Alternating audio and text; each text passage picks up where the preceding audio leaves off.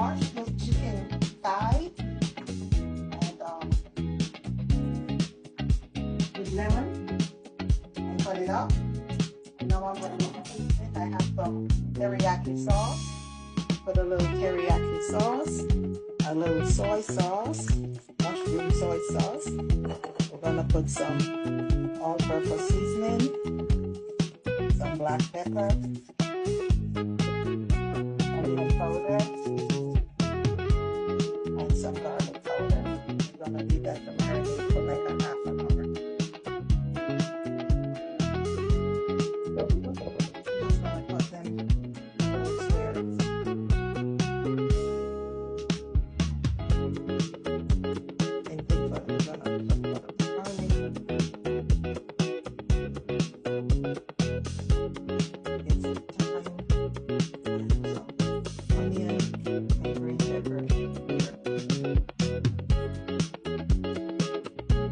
So the water has boiled for the pasta.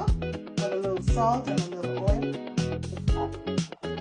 So we're using chickpea pasta today. You could use any kind of wheat pasta also, but we're going with the healthy choice, and we get the chickpea pasta.